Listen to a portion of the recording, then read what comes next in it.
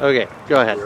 So what I'm not 100% sure, but it's called a style is called a grasshopper, meaning it was able to be disassembled by the crew itself and either put on a pack horse, or if they didn't have one, the men were to be able to carry it by themselves through the woods and be able to set it up and be able to fire shots and then easily tear it back down and displace or retreat wherever they needed to go. Whereas the big artillery pieces needed engineers to cut down trees, make roads. It was a lot more advantageous to use these smaller guns out in the wilderness, where there was very pioneers, protect from Indian raids, Okay, things along that. so let's see. I suppose you would unhook the trunnions Yeah. and take the wheels off. Yes. And would the axle come loose of the carriage then easily too? That whole body would stay the same. Okay, so the axle and the carriage stay the The same. wheels would come off, the barrel would come off, everything else would stay together. Okay. That would still. You also have a crew of about 10 to 15 men doing all this work, because you have the caisson with all the ammo, their powder rations, their shells they'd be using. So you still have a lot more other necessity items that are outside this. So the crews could operate a cannon with 5 to 6 men, but there'd be more men Just to move the thing. just to move things around. Or if they lost a man on the gun, they'd be able to replace him quickly. So the idea was for each man to be able to do each position. So if one got shot, someone else could easily jump in and just continue with the drills and firing the cannon. I mean, that's the thing you never think about, though, is Yeah. getting the cannon into position. Yes. So each time it fired, the gunners would move it back, because the recoil would push the cannon 10 to 15 yards behind where Yards. yards. Excuse me, feet. 10 to 15 feet, okay, depending so on the shot they were Well, using. that's still kind of dramatic. Yeah. So I mean, each time they fired, they had to pull it right back up to where it was, And then recite it. And, so the officer can know, because the officer would be able to sight it from where the cannon was the first time, and to keep all his math the same, it would need to be relatively in the exact same spot. now, how accurate was this gun? The 3-pounders could be accurate, are normally accurate up to 1 mile. Okay, but what do we define as accurate? That's Is that within 10 feet, within 50 feet? Knock the glasses off the guy? I mean, I guess that's a relative term. There's a lot of different speculations. could we hit a semi at that range, or? Probably sitting still. Well, Within 3 shots, you could probably get it sighted in. that's not bad at a mile. So, I mean, it really isn't. maybe 3 to 5 shots, you could probably get it with really close. Now, accurate, again, that's a broad term that we use. And you're gonna have because- multiple guns firing, so So it'd be hard to tell, was Whose that our shot shot hit or was it? that 3 guns down? And so that's why I think each gun had a lookout to see, to try to help the gun commander to identify where his shots were, so he knew how to adjust accordingly. And that would all be done by, do I need to add more powder in the next charge, or do I need to take some out? or your elevation. Elevation, there's a lot of different variables when it comes to sighting in a cannon. Yeah, And then you have, like using a rifle, but everything's twice as hard. yes. So normally back then they were using 2 to 3 ounces of black powder each time we fired. 2 to 3 ounces. ounces. That's not really very much, is it? No. So it's pure black powder, so that's an explosive, and that's going to have a lot of force in it. Now, how much are you guys firing in your blanks? In our blanks, we actually use 4 ounces. 4 ounces. So that if you're actually having a projectile, you want to use less. Just for The pressures? or- pressure change. Because you have something blocking that powder. You don't want to use more, You've because just created a pipe bomb. you're adding more pressure to where that pressure can't. You're adding more pressure to that charge. I said in a good gun crew, because most people don't understand, military life was more about drilling than fighting. Yeah. So in their downtime, they would be drilling and drilling, to where most gun crews could fire effectively 3 rounds a minute, even on the cannons themselves. They could fire faster, but then they're missing steps, like not getting wet sponges. Yeah. So then now there's a chance of your cannon barrel bursting. Yeah. So when you can, Or the powder going off while you're shoving it in. Yeah, That's there's a a lot bad of- day for officer. there's a fine line of you want to be quick back and effective, but you can't rush it. I know what they did. There's been accounts of them trying to rush shots and either the barrel blowing up, you're losing half your men or all the crew. Maybe not killing them all, but at least putting them Out of the out battle. of effect. And then you're down a cannon. Yeah. So when it was you just can't remake them fast enough back then to, if you lose one, then you're going to be waiting for a while. Yeah, I know even in the Civil War, capturing the cannons was a huge deal, especially for the Confederacy. And even back in War of 1812, to avoid that, they would carry spikes. And they would drive take it the in spikes with a hammer and just hammer right into that touch hole, making it effectively useless. Okay, now in the War of 1812, were we casting our own cannons at that point, or were we relying on imports? And that I'm not going to say because I'm not for sure. I knew at some foundries we were. Okay, but we did have some indigenous cannon production. Yes. Now they were not very accurate.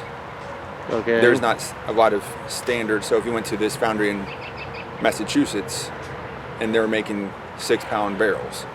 If you went to South Carolina, they were making 6-pound barrels. There were variations, so you can't use that same 6-pound shot in each barrel because it could be different. Oh, that sounds So there were unhandy as all get out. inconsistencies when they were making them. Either the mold was a little bit different when they were casting it. I mean, variations in the iron when they poured it, or they were using bronze in some cases. Now, were they using reusable molds by this point, or were they still using lost wax at that time? I believe they're using molds. Okay.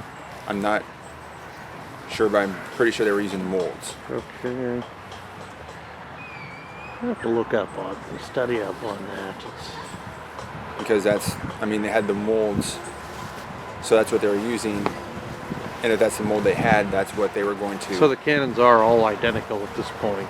Depending on the Theoretically. depending on the foundries, they're going to be the same from that foundry. Yeah, so they are identical from the foundry. From the foundry, but again, if you go to Yeah, but different foundries, they're going to have different molds. we haven't fixed that fully yet today. Yeah. And there are going to be slight imperfections in every mold depending on what. The air bubbles and Yeah, they're not all going to be perfect regardless, but even so back then, it would have been. You would have seen the errors a lot more just because of the imperfections. well, that's interesting. It's just you just don't think about how they hauled the cannon across the country to. It's a lot more than just fighting a battle. You have to think about logistics. How you're going to get everyone, including supplies, food. And that just doesn't make a good Well- movie scene. It doesn't attract the viewers like seeing, yes. It's not interesting, but it's the part that is most important, because if you, the saying that an army marches on a full stomach, that's very Yeah. true. And that is the case in some areas. They did not have much food at all.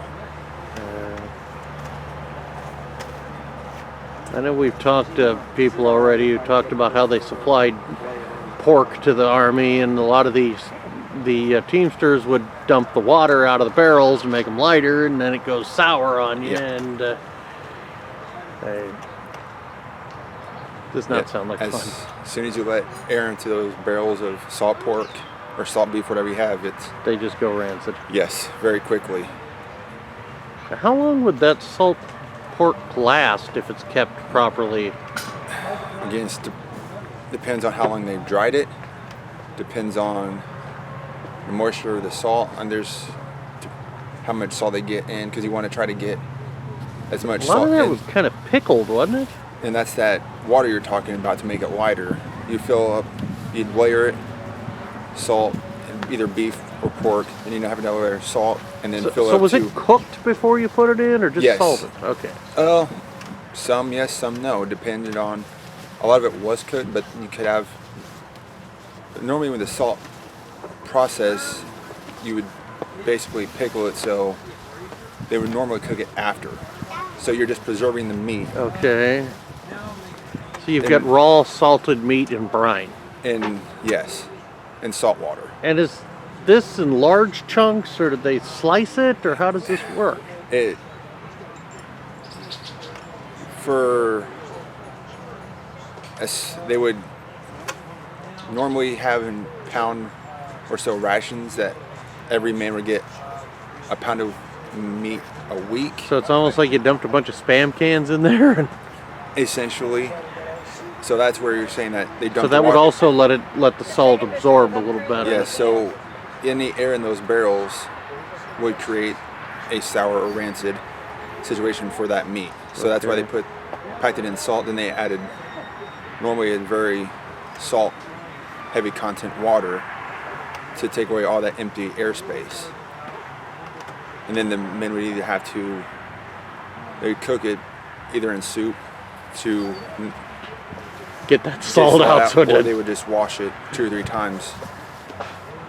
Or if they had put it in soups, they wouldn't add any salt because you have enough salt content in the meat that it would just be overly salty, but you won't have to add any more salt. yeah. And then that coupled with ship's biscuits or hardtack, which is I know what that Okay. is. That is salt and flour. With just enough water, you can make it into a Yes. brick. yes. I've made that already. It makes dog biscuits seem Okay. tasty.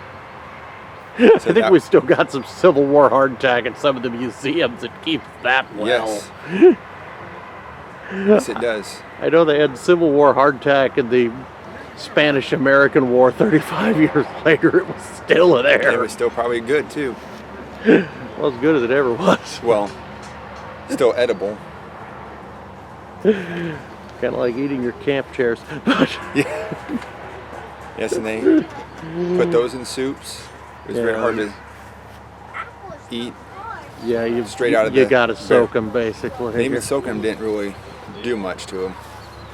They just able to break them. You kind of have them in your coffee all day, and they kind of Yep. come into. Yep, that would be a popular way of getting eaten. Soak them in your coffee or thicken up your soup. So I assume you bought your uniform then. Ideally, this was provided for the society I'm with, Oh, okay. but yes, normally they would help chip in, but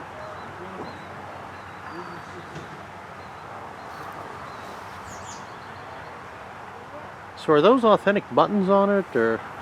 I mean, these are reproduction buttons. Well, that's what I mean. Yes, I know but this is what the artillery unit I'm with, these are the buttons that they would have.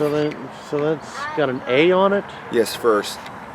An A, and there's, I don't know if you can see it, but there's a 2 in the bottom because Oh, I'm with the 2nd U.S. Light okay, Artillery. I see that. So that's nice. And this would have been the uniform in 1812. 1814, they probably would have had different uniforms because of shortages with the dye colors. And that seems like an awful intricate outfit to It is. send out in combat. Yes. But this is a military wear, this is what they would have been issued. And they probably would have been issued one in the entire. So this was, So it's gonna get kind of nasty real quick. yes. Nasty. You get the holes, sweat and the torn. powder and the mud and the brambles and. Yeah, yes. Well, thanks for talking to me. Oh, you're very welcome.